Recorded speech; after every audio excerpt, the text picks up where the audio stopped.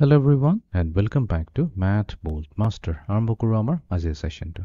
তো আজি আমি কৰিম গাউছ লৰ ওপৰত আৰু এটা প্ৰবলেম। তো ইয়াতে প্ৰবলেমটোত কৈছে a cubic surface of side 4.0 meter is centered at the origin with its sides parallel to the coordinate axis. তো ইয়াতে কি দিছে? আমাক দিছে ইয়াতে এটা কিউব দিছে। এই কিউবটোৰ সাইড হৈছে 4.0 মিটাৰ। তো গোটেইকেইটা সাইডছবোৰ কি হ'ব? ইকুৱেল হ'ব। কিউব যিহেতু হয় 4.0 মিটাৰ হয় আৰু ইয়াৰ চেণ্টাৰটো তাৰমানে কিউবৰ চেণ্টাৰটো কি কৰিছে আমাৰ যোনটো এক্স এণ্ড ৱাই এক্সিছ আছে জেড এক্সিছটো আছে জেড এক্সিছটো ইয়াতে দেখুওৱা নাই সিহঁতৰ চেণ্টাৰ এই কোঅৰ্ডিনেট এক্সিছৰ চেণ্টাৰৰ লগত আমাৰ এই কিউবৰ চেণ্টাৰটো কোইনচাইড হৈ আছে অ'কে তাৰমানে কি হ'ব ইয়াৰ পৰা যদি আমি এই হাইটটো চাওঁ এইটো কি হৈ যাব লাগে 2 মিটাৰ হ'ব লাগে বিকজ ইয়াৰ পৰা ইয়ালৈ গোটেই টোটেল হাইটটো হৈছে 4 মিটাৰ তো আধাটোতো আমাৰ 2 মিটাৰ হ'ব এইখিনি হৈ গ'ল 2 মিটাৰ চিমিলাৰলি ডট এই চেণ্টাৰৰ পৰা তললৈ যদি চাওঁ এইটো হ'ব আমাৰ 2 মিটাৰ এইটো নেগেটিভ ডিৰেকশ্যনত থাকিব 2 মিটাৰ আছে অ'কে এতিয়া আমাক সুধিছে যে এতিয়া কোৱা আছে যে এ নন ইউনিফৰ্ম ইলেক্ট্ৰিক ফিল্ড এটা ইলেক্ট্ৰিক ফিল্ড এক্সিষ্ট কৰে y স্কুৱেৰ বাই 2 নন ইউনিফৰ্ম কিয় বিকজ ইয়াতে ৱাইটো দিয়া আছে ইয়াতে ৱাই ভেল্যু দিয়া নাই ৱাই ভেল্যু দিয়া নাই মানে কি হৈ গ'ল এইটো নন ইউনিফৰ্ম হৈ গ'ল বাট এটা গুড নিউজ ইয়াতে এইটোৱে হয় যে জে কেপ ডাইৰেকশ্যনত আমাৰ ইলেক্ট্ৰিক ফিল্ড আছে তাৰমানে আমাৰ যোনটো ইলেক্ট্ৰিক ফিল্ড আছে সেইটো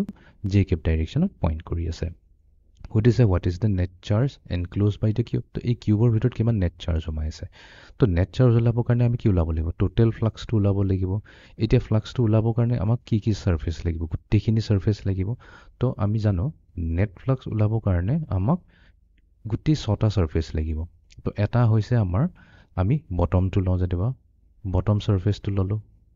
তাৰ যদি কিমান ফ্লাক্স হৈছে সেইটো কেলকুলেট কৰিলোঁ প্লাছ কৰিম টপ ছাৰ্ফেচত আমাৰ কিমান হৈছে সেইটো কেলকুলেট কৰিম প্লাছ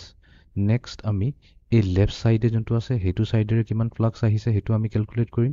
প্লাছ ৰাইট ছাইডে লেফ্ট ছাইডে যদি কৰিছে তো ৰাইট ছাইডেও আমি কেলকুলেট কৰিব লাগিব ৰাইট ছাইডে আমাৰ ফ্লাক্স কিমান হৈছে এইটো কেলকুলেট কৰিব লাগিব প্লাছ আৰু কি বাচি থাকিল এতিয়া আমাৰ থাকিলে ফ্ৰণ্ট এণ্ড বেক থাকিল তো নেট ফ্লাক্স ফ্ৰণ্ট ছাইডত কিমান হৈ আছে আৰু নেট ফ্লাক্স বেক ছাইডে কিমান হৈ আছে বাট ইয়াতে এটা ভাল খবৰ এইটোৱে হয় যিহেতু মই কৈ থৈছোঁ আমাৰ ইলেক্ট্ৰিক ফিল্ডৰ ডিৰেকশ্যন অনলি ৱাই ডাইৰেকশ্যনত আছে আমাৰ এতিয়া গোটেইকেইটা এৰিয়া ভেক্টৰ চাই লওঁ তো এইটো পইণ্টত যদি চাওঁ ইয়াৰ এৰিয়া ভেক্টৰটো ওপৰ ফালে হ'ব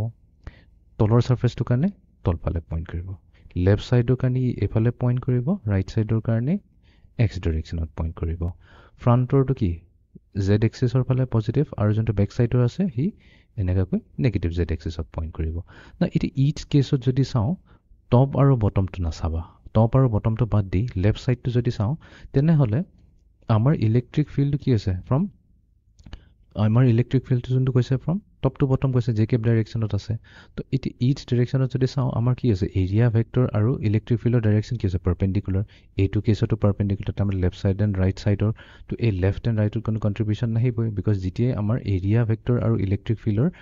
ডাইৰেকশ্যন যদি পাৰপেণ্ডিকুলাৰ হৈ যায় তাৰমানে সিহঁতৰ মাজত এংগল 90 ডিগ্ৰী হৈ যায় ফ্লাক্স 0 হৈ যায় এই কেলে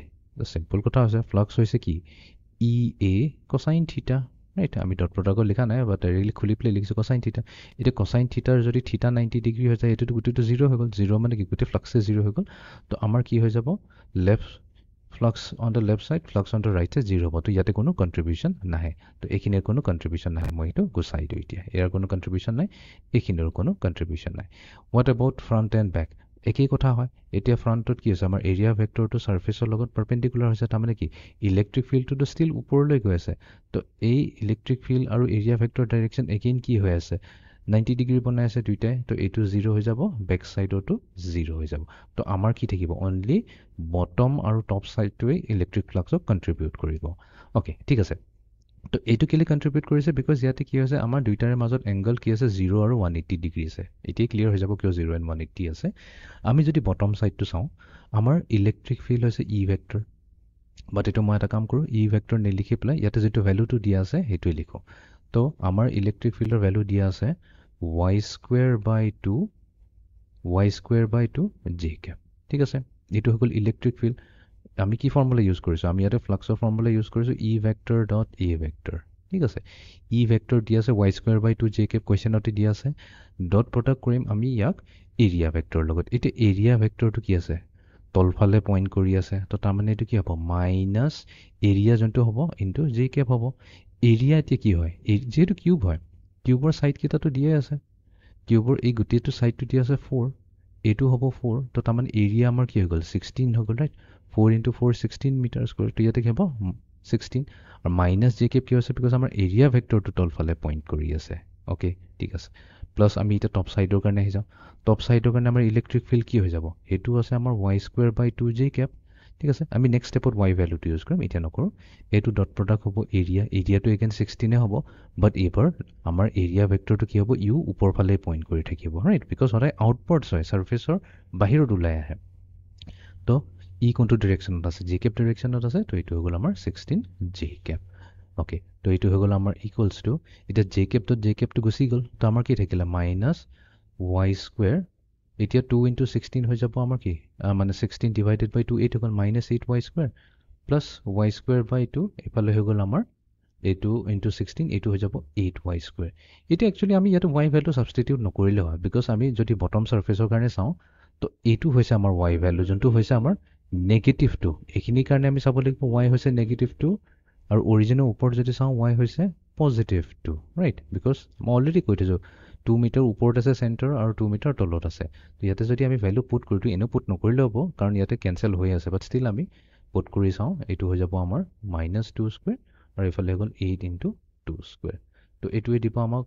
2² হৈ গ'ল 4 4 8 32 চ' এইটো -32 + 32 তো টোটেল ফ্লাক্স আমাৰ কি আহিছে 0 এতিয়া ফ্লাক্স যদি 0 আহিছে তেনেহ'লে আমিতো জানো যে নেট ফ্লাক্সৰ ফৰ্মুলা হৈছে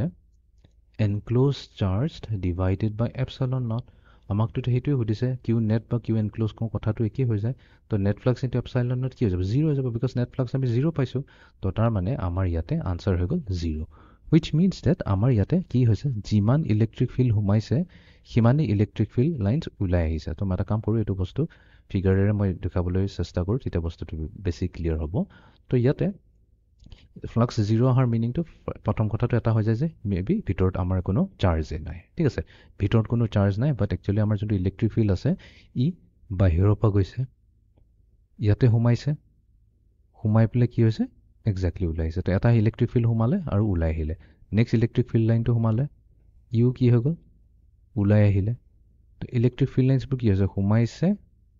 সোমাইছে আৰু ওলাই আহিছে চব ইলেক্ট্ৰিক ফিল্ড লাইন্সবোৰ সোমাইছে আৰু ওলাই আহিছে তো যিমান সোমাইছে সিমান ওলাইছে সেইকাৰণে আমাৰ কি হৈছে নেট কোনো একো নাই সেইকাৰণে আমি আনচাৰ পাইছোঁ 0 তো এইটো আছিলে আমাৰ আজিৰ প্ৰব্লেমটো so' see in the next session thank U